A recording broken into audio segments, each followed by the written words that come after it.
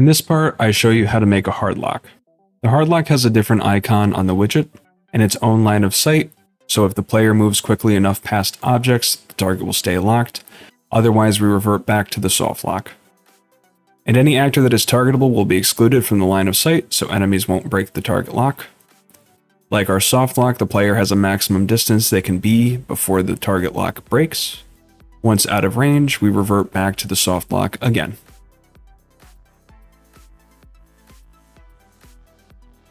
We're going to start by setting up our hard lock widget. We're going to open up our BPI target lock interface. And we're going to duplicate the soft lock widget. Instead, we're just going to change it to say hard lock widget. Save it and compile it. Then we can go back to our WB target. For our soft lock icon, duplicate that as well. We're going to change the variable name to hard lock icon.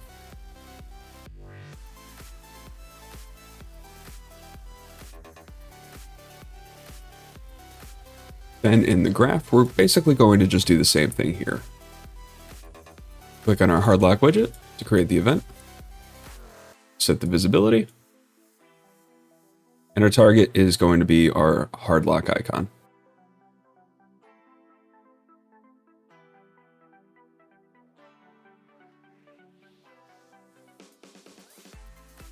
Then we're going to go to our enemy actor, and we're going to do the same thing with our soft lock widget, and instead call hard lock.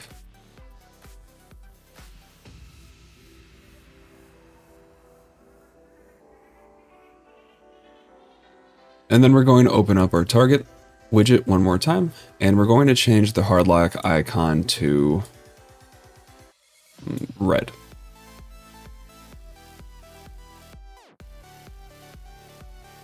And in our graph, up at the top, we need to set the visibility of our hard lock to be hidden at the start as well. Now, I made one alteration is for the soft lock icon and now the hard lock icon. I raised it up around chest level. Other than that, it's exactly where we left off. To start off our hard lock, I'm going to get a keyboard press. I'm going to bind it to Q. And when we press Q, we want to start our hard lock. We want to make sure that our selected target is valid. That will also only happen if our soft lock is running and if we only have something selected. Otherwise, if we don't have anything targeted with the soft lock, or when we get into tab targeting, we don't have anything that is selected at all, we won't cause a bunch of errors that happen in the game. We're going to get our soft lock loop timer, and we're going to clear and invalidate the timer. This will effectively turn off the soft lock feature. And then we're going to get a branch because we want to toggle Q to turn on and off the hard lock system. We need to make a variable so we can just promote the condition. And we're going to call it target locked.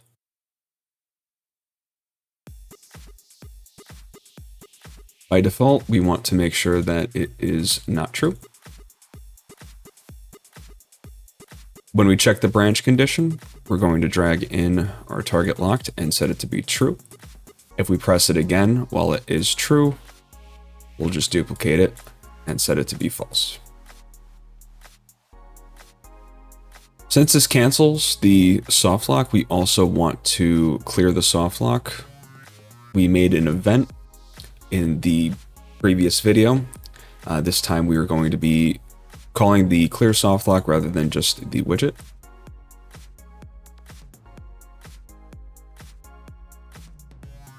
And one thing to change, we have this timer called LOS timer, but we changed our line of sight so that now it works before we even get the target. Instead, we can rename it, since this runs the get closest target, to get distance. Or something to that effect.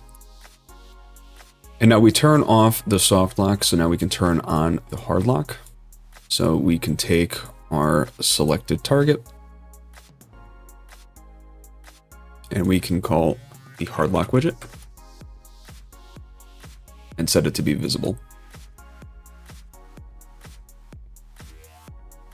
Now when we press E and we start the soft lock and we press Q, we change it to our hard lock. Back in our target widget, we have to just make sure that this is in the center, matching what we have for our soft lock icon. Not sure why it's not showing the text, even though the order when it changes shows up until we move it, compile it. Maybe that's just an issue on my end, but make sure that the icons are exactly in the same spot. Try it out. We press Q, we change the icon to red, and the soft lock's no longer running, so we're not targeting our other mannequin that's closer to us.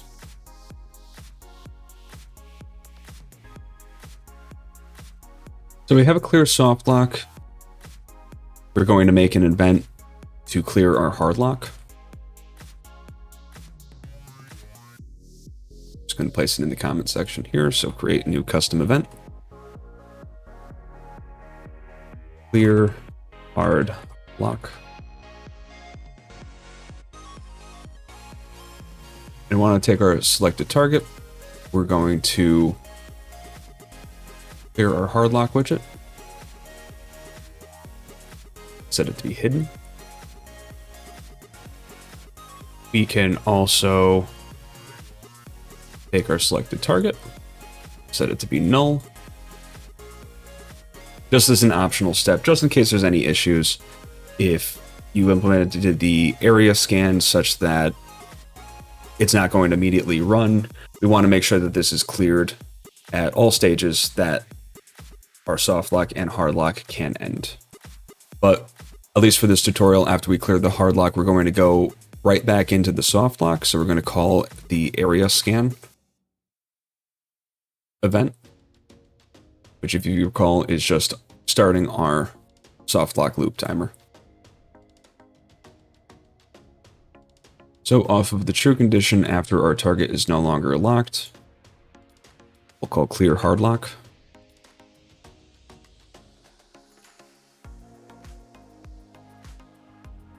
Now if we compile and run it, we have our hard lock, press Q again, goes back to the soft lock.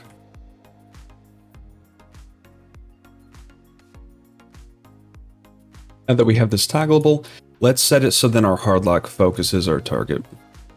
We're going to set a new timer by event. We're going to have this one looping, and every 0.1 seconds, we're going to promote the return value to a variable, and we're going to call this focus timer.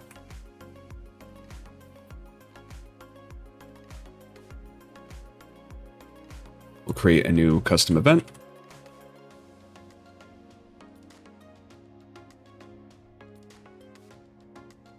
And we'll call this focus target.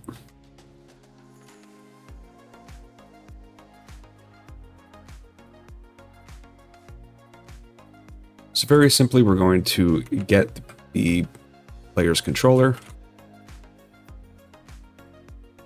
And then we're going to set control rotation. We want this rotation to line up with where our targeted actor is, but if we just do that for our X, Y, and Z values, it's going to have our camera looking directly at the target, and our own player character is going to get in the way. And if we're moving, we may not want to do that because then we don't have any control over the camera. So I'm going to make a branch before we get any further, and we're going to promote this condition to a variable as well, and we're just going to call it moving.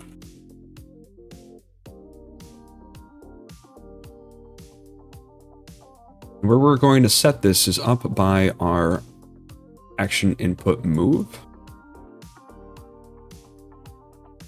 We have this started, and we have this completed. When we start moving, we're going to select moving as true, copy and paste for when it's completed, set it to be false.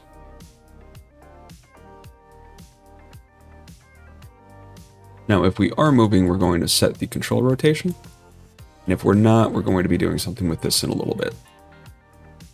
To get where we're going to go, we're going to get an R interp to constant.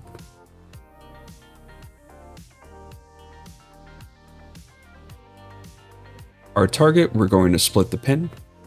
And our current is going to be our follow camera's world rotation.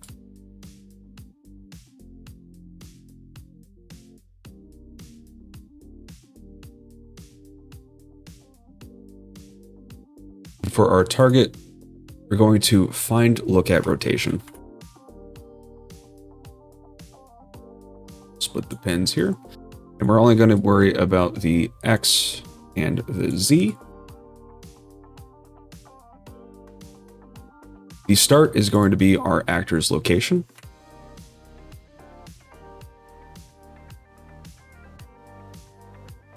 And our target is going to be the location of our selected target.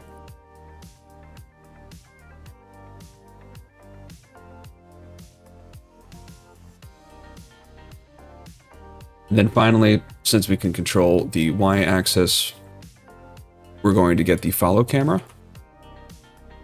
We're going to get the world rotation. We'll split this pin. And our Y value is going to be the target Y value. For the delta time, we could just select 1 and an interp speed of 2.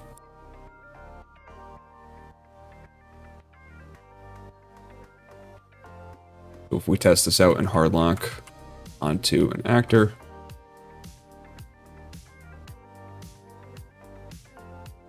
okay, let's change the event timer from 0.1 to 0.01.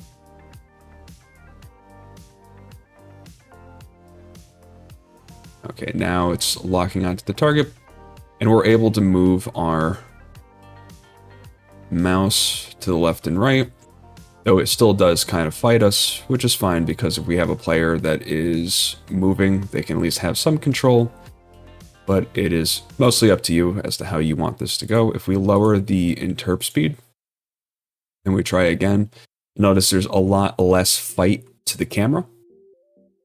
So maybe you would want to lower that. Or if you wanted to keep the target locked on in sort of a strafing fashion, you can raise the interp speed as well if you don't want to do that. Now that we have a focused target, now we can move on to line of sight. And we have this line of sight macro, which we can mostly reuse. We're going to be doing pretty much everything except for checking to see if our actor matches the break hit, and we don't need to input actor.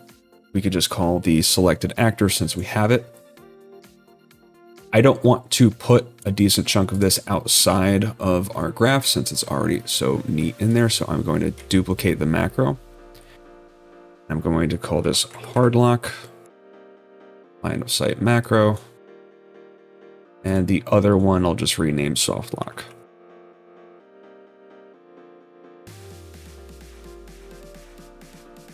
But we can get rid of the break hit and the equals.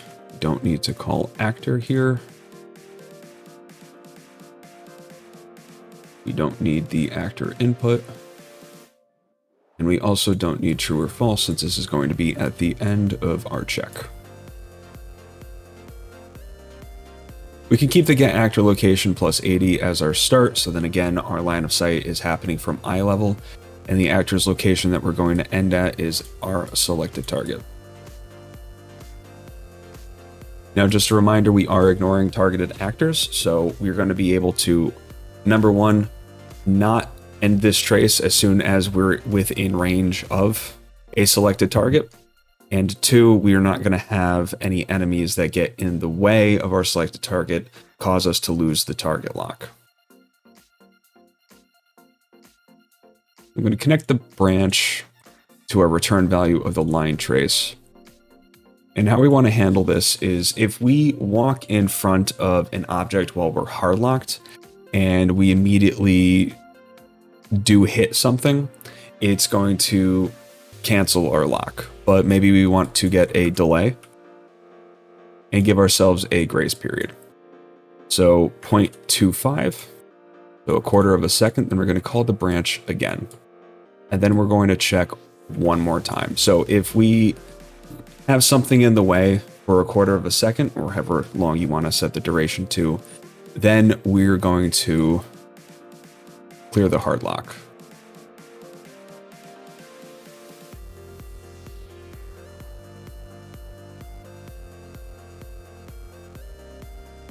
Otherwise, if it's false, we don't need to do anything. Otherwise, if we do not have anything in the way, we're going to check to see if our distance to target is past a certain point, but we have one small issue.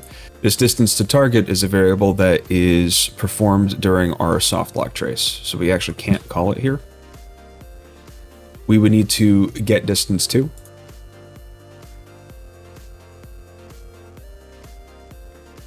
And our other actor is going to be the selected target.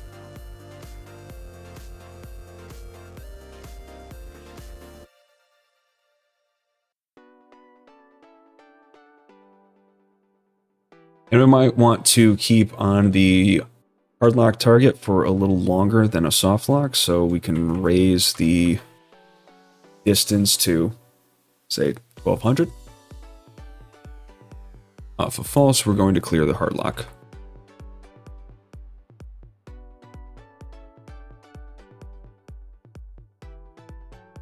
Then we want to go back out to our event graph, and our hard lock macro to be dragged in. And we're going to connect it to our control rotation. And if we're not moving, then we don't need to worry about setting the control rotation, and then we just have to worry about the lock-on macro. Oh, if we get too far away, it is canceling the lock. So because we have a timer running now for our focus timer, we need to revisit the clear hard lock. Before we do anything here, going to clear and invalidate the focus timer.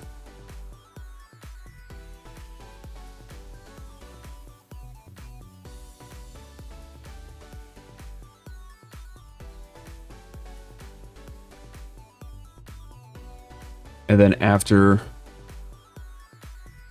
clear the timer, we're going to have our target locked be set to false, just in case we exit the target lock. Maybe you destroyed the actor and we don't successfully go out of our target lock. We want to make sure that when we do call clear the hard lock, we're no longer targeting the actor anyway. Now, before we test this out in our soft lock, we have this distance to target. However, we call that only after we start running this initially, and it's updated in the get closest target function. If we get too far away over that value of 900 and then we reinitiate the soft lock, our distance is always going to be over that threshold, so we would need to set this to be 0. However, because we aren't going to be using this anywhere else, I'm just going to delete the variable. We'll remove it from the function. We'll go to our soft lock. We'll delete it here, and instead we're going to get distance to. The other actor is going to be our actor from the input. We compile it and then delete distance to target.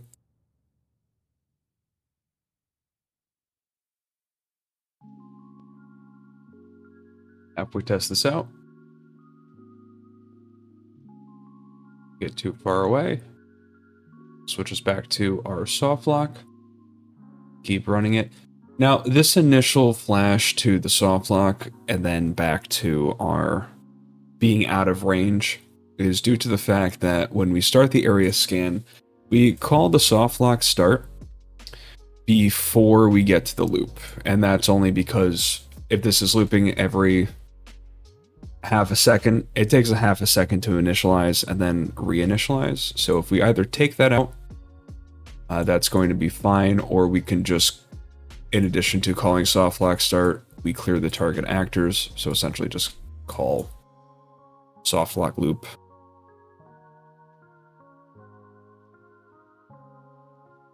So it still fires off once. That way we get it immediately and then every 0.5 seconds afterwards. Now when we target lock, then we get too far away, it doesn't switch back to our soft lock until we get closer. It's only because we didn't clear the array that happened. Now I'm going to put an object in the way.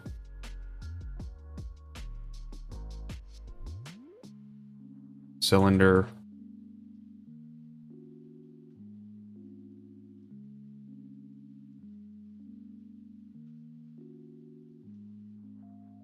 So this is too long for us to make it past in a quarter of a second. Let's go back to our lock line of sight. Just say 0.4.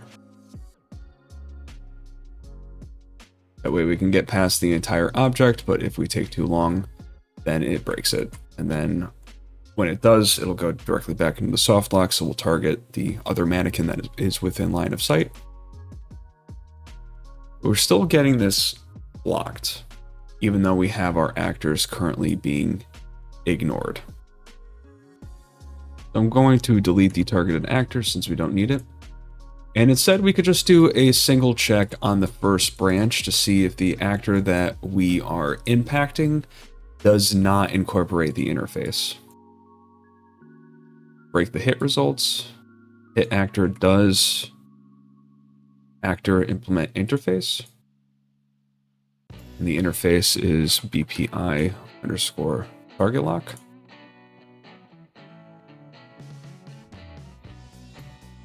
So if it does not, so we'll get a not bool.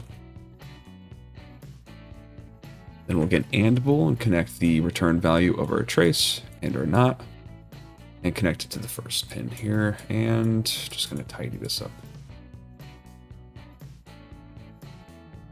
So now if our trace hits an actor in between where our selected actor is and our player actor, I do not want this to be NAND.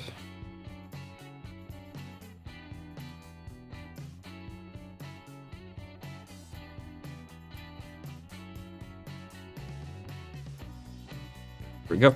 So if it hits the actor and the actor does not implement the target lock interface, then we go into our timer and then we check to see if we're still behind that object. If not, then we'll just continue as normal. So now we lock onto our mannequin, we hide behind our other mannequin, and we're no longer breaking the target lock, whereas our pull will.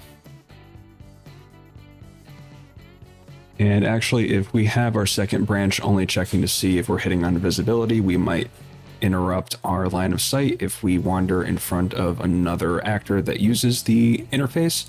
So we're going to connect the AND condition to the second branch as well. This video was made thanks in part to the support from the pillars of the Patreon, so thank you to Francesco Pota, Thatcher Moss, and Winterberry Shark for your continued support, and thank you to everyone else who's joined the Patreon and on the Discord as well. Now that we have our hard lock, in the next video we'll be going through making a tab targeting system for us to be able to just press tab and cycle through our actors in the array without breaking the hard lock. So with that, I'll see you all in part 4.